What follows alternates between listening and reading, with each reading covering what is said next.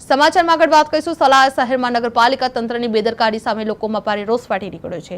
જે વિસ્તારોના અનેક ખાસ કરીને મુખ્ય બજાર વિસ્તારમાં વગર વરસાદે જ રસ્તા ઉપર ગટરના ગાંદા પાણી રેલમછેલ જોવા મળી રહ્યા છે। જે સતત ઉભરાતી ગટરોના કારણે સમગ્ર વિસ્તારમાં અસહ્ય દુર્ગંધ ફેલાઈ રહી છે, જેના કારણે રાહદારીઓ અને વાહન ચાલકોને ભારે મુશ્કેલીનો સામનો કરવો પડી રહ્યો છે। ગંદા પાણીમાંથી પસાર થવાની ફરજ પડતા ચામડીના રોગો અને રોગચાળો ફેલાવાની પણ ભીતિ વધતી જોવા મળી રહી છે। જે સ્થાનિક રહેવાસીઓ અને વેપારીઓના જણાવ્યા મુજબ વારંવાર રજૂઆત છતાં નગરપાલિકા તંત્ર દ્વારા કોઈ કાયમી ઉકેલ લાવવામાં આવી નથી રહ્યો।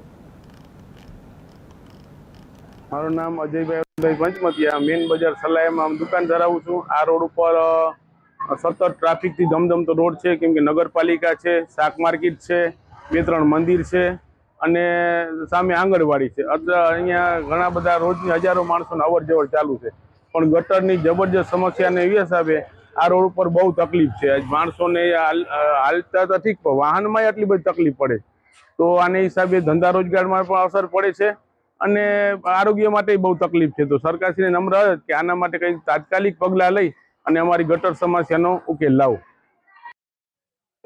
મારું નામ અજયભાઈ